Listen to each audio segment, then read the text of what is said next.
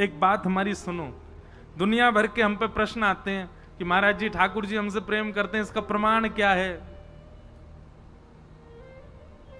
कोई कहता है कि हम 5000 जप करते हैं तो ठाकुर जी हमसे प्रेम करते होंगे। कोई कहता है हम बड़े बड़े उत्सव करते हैं तो ठाकुर जी हमसे प्रेम करते होंगे।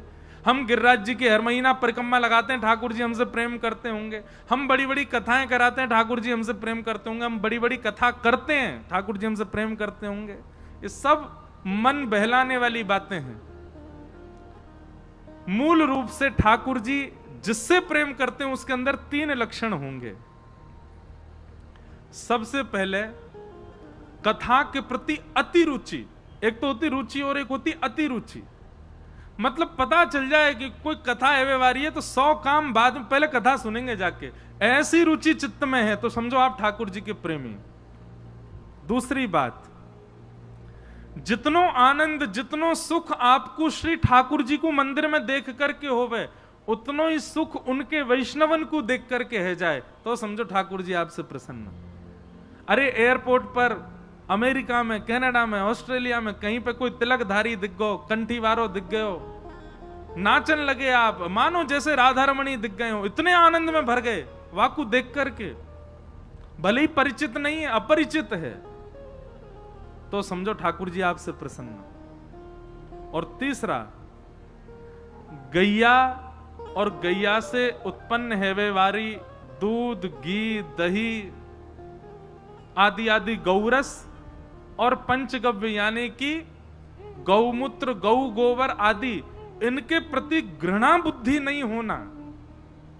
अगर इनके प्रति कहीं भी घृणा बुद्धि है, गैया को गोबर देख के, गौमूत्र देख के नाक बंद कर रहे हैं, हम नहीं रुक सकते, यहां पे बैठा ही नहीं जा रहा, इतनी दुर्गंध आ रही है। सो ठाकुर जी के मंदिर में जब तुम जाते हो ठाकुर जी नाक बंद कर लेते हो, जा में तो दुर्गंध आ रही है, मुंह मेरी गैया तो या दुर्गंध आवे या तो मुंह दुर्गंध आ रही है। तो 3 लक्षण, कथा प्रिय लगे, भगवत भक्त प्रिय लगे और गैया प्रिय लगे, तो समझो ठाकुर जी को आप प्रिय लगते हो। बाकी सब साधन तो केवल पुण्य अर्जन करने के लिए होते हैं।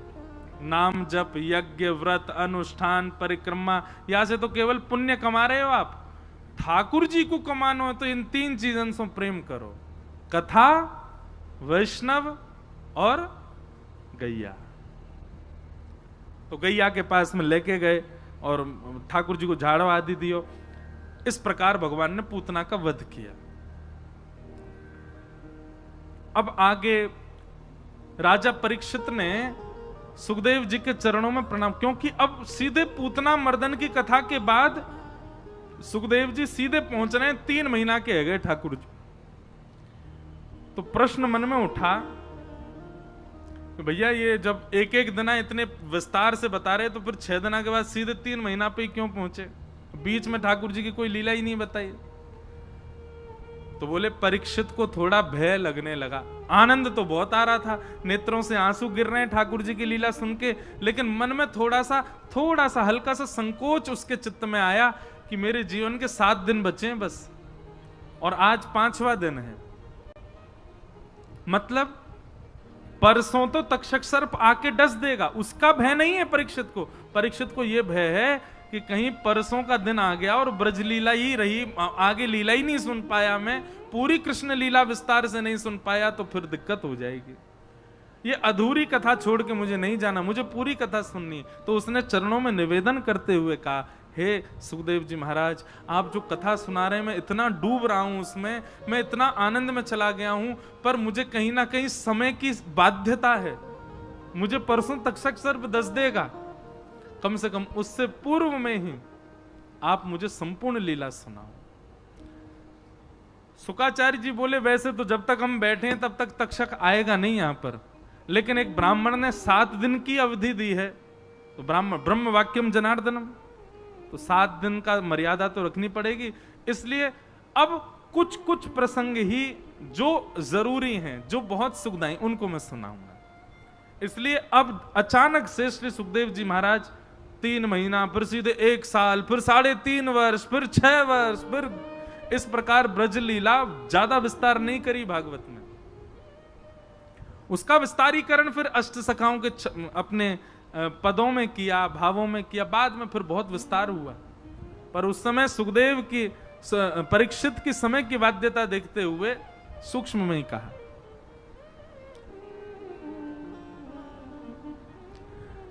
ठाकुर जी 3 महीना के है गए, और जैसे ही लाल जी 3 महीना के भये हैं, 3 महीना के ठाकुर जी ने आज पहली बार करवट बदली, और करवट बदलते ही महाराज करवट उत्सव हुआ। पूरे ब्रजमंडल में हल्ला मच गया, अरे बधाई हो बधाई हो। काय बात की बधाई? बोलो नंद के लाला ने आज करवट बदली है, करवट लेनो सीख गयो लाला। अब सब ब्रजवासियों को यह सुख लग रहा है, अभी तो करवट लेनो सीखो, एक अजुदना में बैठनो सीखेगो, फिर चलनो सीखेगो, फिर हमारे घर आए करेगो, हमारी गोद में बैठे करेगो, हम ते काका बोलेगो, हम ते चाची बोलेगो, हम ते भाभी बोलेगो। सब लोग उस उत्साह में उत्सव मना रहे हैं। पूरे ब्रजमंडल में उत्सव मनन लगो। ठाकुर जी एक बैलगाड़ी के नीचे सुबा दिए मैया ने। लो महाराज 7 तो बजे ही गए, आज गोवर्धन उत्सव होना, हमें तो लगे आज कथा ज्यादा लंबी जाएगी। कोई नहीं, आप सब लोग ध्यान पूर्वक सुनियो, आनंद से सुनो, कोई दिक्कत तो ना है ना। जिनको जानो हो अगले पद में चले जाओ, हम कोई भजन गाएंगे तब चले जाएंगे, हम तो कथा आज आराम से करेंगे। लाल जी इतने 56 भोग सजे बढ़िया से पाके जाएंगे। भगवान को एक बैलगाड़ी के नीचे सवाए दियो, तभी सक्टासुर आ गयो। भगवान ने एक पाम लंबो करके सक्टासुर को वध कर दियो। सकट भंजन लीला सुनाई गई। तत्पश्चात एक दिन भगवान यशोदा मैया की गोद में पौधे भये, तभी कंस के द्वारा भेजो गयो तीसरो राक्षस आयो, वह को नाम का तृणावर्त। और तृणावर्त जैसे ही आयो, भगवान ने मन में विचार करी,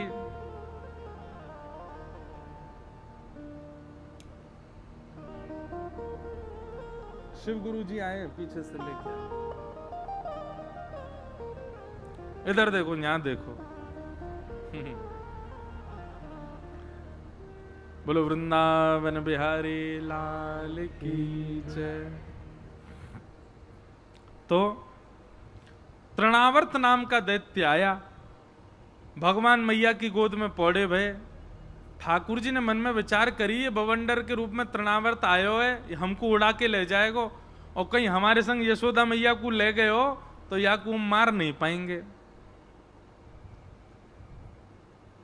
तृणावर्त के आवे के सूचना जैसी ठाकुर जी को पता चली, भगवान ने दूध पीते पीते अपनो इतनो वजन बढ़ा लियो, यशोदा मैया के पामन में भार लगन लगो। मैया बोली, मुझे लगा लाला ने आज ज्यादा दूध पी लियो दिखे हैं, इतनो भारी है गयो।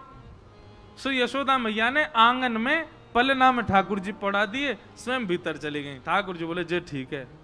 इतने में तृणावर्त आए और महाराज जैसे ही उठा करके ठाकुर जी को आकाश में ले गए।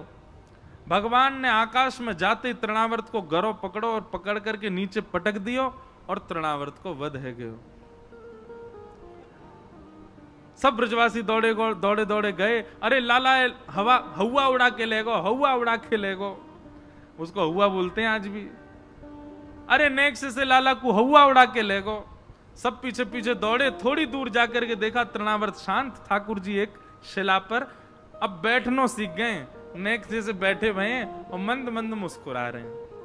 यशोदा मैया ने जाके हृदय से लगायो, कहीं लाला को लगी तो नहीं, सब सुरक्षित। सब ब्रजवासी जब भी कोई राक्षस मरता है तो पता क्या सोचते हैं? बोले भैया हमारे ब्रज की इतनी निष्ठा, हमारे ब्रज की इतनी महिमा है, ये राक्षस आमे तो हैं या ब्रज में कछु ना कछु उत्पात करवे, पर या ब्रज की सीमा में इतनी महिमा है कि या में भजन करवे वारो ही रह सके, और इन सबन के भजन ना है या हमारे ये ब्रज में आते ही मर जामे। कोई ये ना सोच रहा हो कि ठाकुर जी मार रहे हैं उन्हें, सब यूं सोच रहे हैं ब्रज में कोई प्रवेश ही ना कर सके बिना भजन के। अरे यहां तृणावर्त के वध में लिखा भी है कि सब ब्रजवासी कह रहे हैं, बोले अपने पाप ते मर गो, हमारे ब्रज में पापी रह ही ना सके, टिक ही ना सके, पूतना ही मर गई, सक्टासुर आयो मर गयो, तृणावर्त आयो जो मर गो। किसी के भी मन में ये नहीं आ रहा है कि इन्हें 100 लाला ही मार रहा है। एक जगह वर्णन भी आता है कि जब भगवान ने सक्टासुर को मारा तो मैया ने पूछी इतनी बड़ी बैलगाड़ी कैसे गिर गई? तो ब्रजवासी बोलो मैया मैं बताऊं? बोले हाँ। मैया तेरो नेक्सो सो लाला है ना, जाने अपनो पाम इतनो लंबो कियो, ऐसे करके मैया जाने बैलगाड़ी मारी, सुई बैलगाड़ी पलट गई। अप्रेमयम बलम तस्य बालकस्य न ते विदु। मैया व बालक को अपने पास बुलावे, एक रेपटो दियो। अरे झूठ बोले, तेरी मैया की उम्र की मोते आनंद ले रहा है, मेरो 3 महीना को लाला जाने इतनो लंबो पाम कियो अपनो। वो बालक बोलो मैया तेरी सौगंध खा के कह रहा हूं, मैंने अपनी आंखन ते देखी याने इतनो लंबो पाम कियो। मैया ने पकड़ के दूसरा रेपटो दियो, भाग जाए यहां, दिखियो मत, सौगंध और खा रहा हूं मेरी। मेरो लाला नेक्सो सो इतनी बड़ी बैलगाड़ी गिरा सके। ठाकुर जी मन ही मन मुस्कुरा रहे हैं कि इन ब्रजवासियों को किंचित ये भाव ही नहीं आता कि मैं कर रहा हूं। आहा, यही तो प्रेम है। मैं कहा करता हूं कि प्रेमी व्यक्ति को प्रेम जब होता है ना, तो प्रेम में कभी प्रभुता का दर्शन नहीं होता, प्रेम में किसी के ईश्वरत्व का दर्शन नहीं होता। प्रेम में कितना भी योग्य व्यक्ति क्यों ना हो, उसकी योग्यताएं नहीं दिखती हैं, वो सामान्य ही लगता है। और जहां योग्यताएं दिखती हो, जहां श्रेष्ठताएं दिखती हो, तो समझ जाओ कि वहां प्रेम नहीं है, आकर्षण है।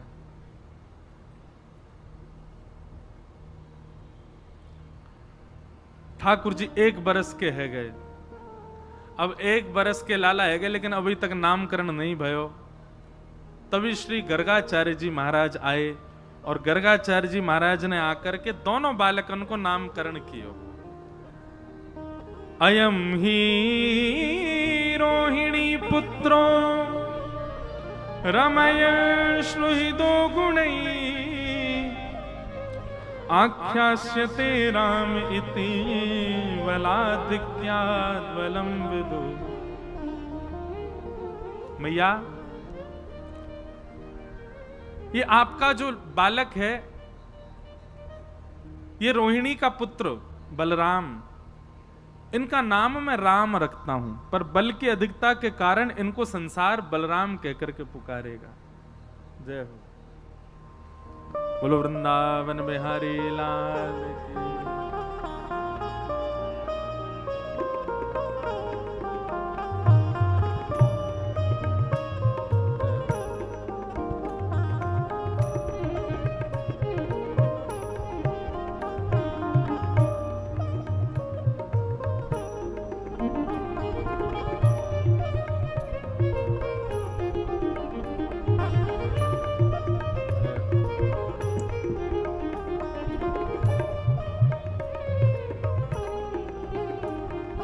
परम सौभाग्य है,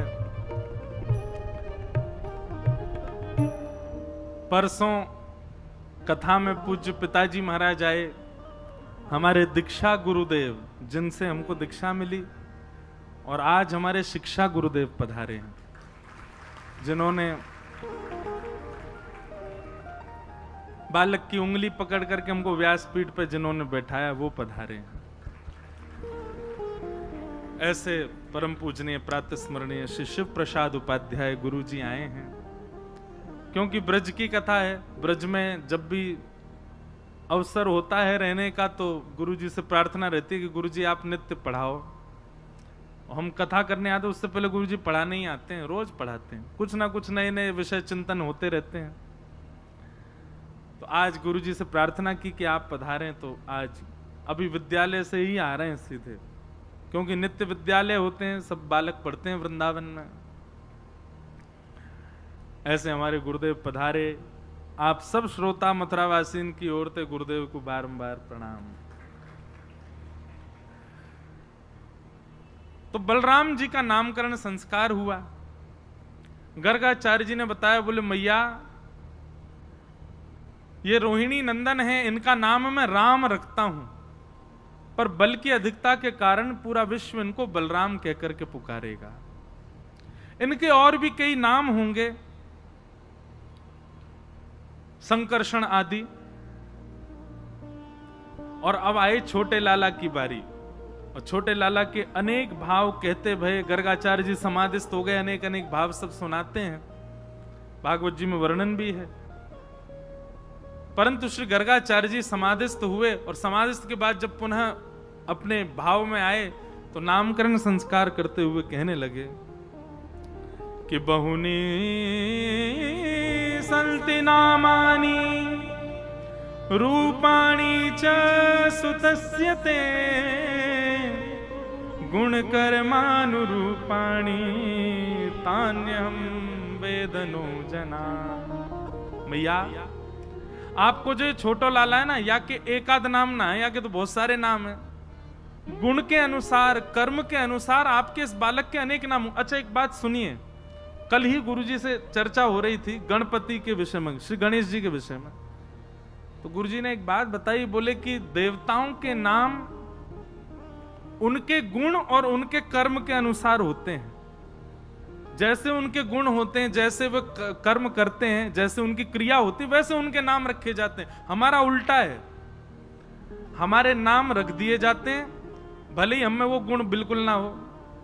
बहनों का नाम है गीता, लेकिन गीता जी का एक श्लोक भी नहीं आता है।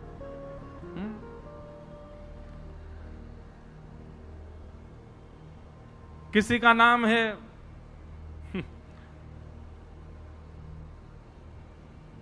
अब सबके अलग अलग नाम है, पर वो कईयों को तो अपने नाम का अर्थ ही नहीं पता। आजकल एक नए गुरुजी आए हैं संसार में, गूगल गुरुजी, वो नामकरण करते हैं सबका। टॉप 10 नेम फॉर बॉयज, अक्षर क्या है, टी, वो बता देगा ये नाम धरो। ऐसा नहीं, हमारे यहां नामकरण हो जाता है, भले ही वो नाम के अनुसार गुण भीतर आवे चाहे नहीं आवे। हमारे साथ बहुत बढ़िया, हमारा नामकरण हुआ, गुण तो नहीं आया पर सेवा जरूर आ गई है। गुरुजी, हमारे पिताजी ने हमारा नाम का रखो इंद्रेश, इंद्रश्य ईशः, जो इंद्र के भी ईश्वर हैं। इंद्र के ईश्वर कौन है? जब ठाकुर जी ने गिरिराज जी धारण किए, 7 दिन 7 रात्रि पर्यंत गिरिराज जी धारण करके रखे, 7 दिना में ही महाराज इंद्र को चौकड़ी याद आ गई अपनी। तुरंत चरणन में आयो, पिता गुरुस्तम जगताम अधीशो, आप ही मेरे पिता हो, आप ही मेरे गुरु हो। वही समय ठाकुर जी को नाम पड़ गया इंद्रेश। तो हम इंद्रेश तो नहीं बने, पर वही गिरधर गोपाल सेवा में आ गए, ठाकुर जी सेवा करा रहे हैं। तो भले ही गुण कर्म नहीं आए, गुण नहीं आए हो, लेकिन कर्म तो आ गए और नाम के अनुसार। ऐसे ही अपने नाम ढूंढो आज सबरे। अगर कोई को नाम गीता है तो 700 श्लोक याद करने ही पड़ेंगे वाकई। अगर किसी का नाम राम है तो उसको पतिव्रता होना चाहिए, उसको पत्नी व्रत धारण करना चाहिए। अगर कोई को नाम कृष्ण है तो या को मतलब ये नहीं 16,000 ब्याह कर ले। अगर नाम कृष्ण है तो ज्ञान धारण करे। अगर नाम कृष्ण है तो सबका हितैषी बने, सबका प्रिय बने। अपने नाम के अनुसार, नाम सागर है तो सागर के समान धीर बने, गंभीर बने। चंचलता अपने चित्त से त्याग करे। नाम प्रेम है तो प्रेम ही दिखे, प्रेम में ही रहे। नाम दीपक है तो प्रज्वलित करे, जो आए उसको प्रकाशित करे।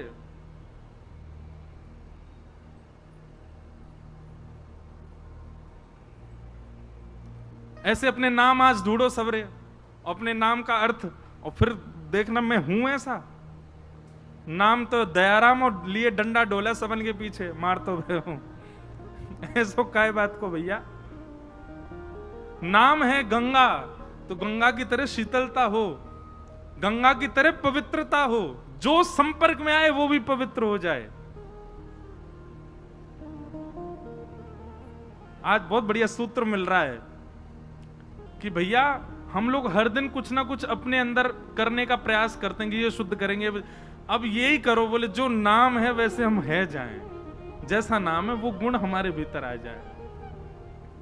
अब देखना, मैं निश्चित दावे से कह रहा हूं, कल मंच पे एक ऐसे नामों की लिस्ट आएगी जिनका यूं पूछेंगे इनका अर्थ क्या होता, महाराज जी ये बताओ, इनसे क्या सीखे। तो गुण और कर्म के अनुसार नाम रखे जाते हैं। अरे कहां तक कहें, राक्षसों के नाम भी गुण और कर्म के अनुसार ही थे। हिरण्यकश्यप, जो स्वर्ण की तकिया, कश्यप कहते हैं तकिया लगा के सोता हो, हिरण्यकश्यप। भोग वृत्ति लोभ जिसके अंदर अधिक मात्रा में, वो हिरण्यकश्यप। और संग्रह वृत्ति लोभ, इकट्ठा करने वाला लोभ जिसके अंदर हो, उसका नाम हिरण्याक्ष। उसकी आंखों में ही हिरण्य मतलब सोना ही सोना दिखता है उसको।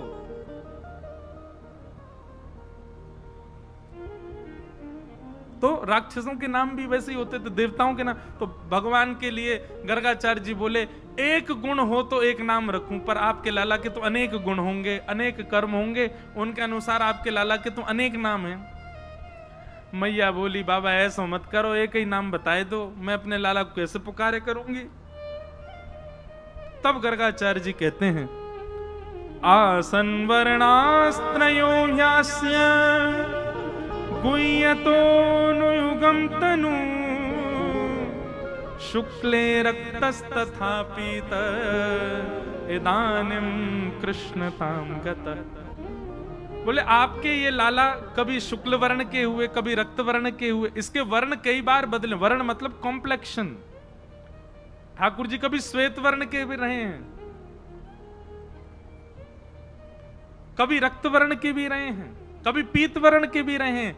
इस बार आपका लाला कृष्ण वर्ण का है, इसलिए इसका नाम हम कृष्ण रखते। बोलो बाल कृष्ण लाल की। भगवान का नाम कृष्ण रखा गया, कृष्ण। ठाकुर जी को नामकरण संस्कार है कि अब तो मैया ने बहुत सारे नाम धर दिए, कन्हैया, कनुआ, गोपाल, सब नामों से बुलाने लगी। अब ठाकुर जी 1 बरस के गए, नेक नेक चलनों सीखने लगे हैं, नेक नेक बोलनों सीखने लगे हैं।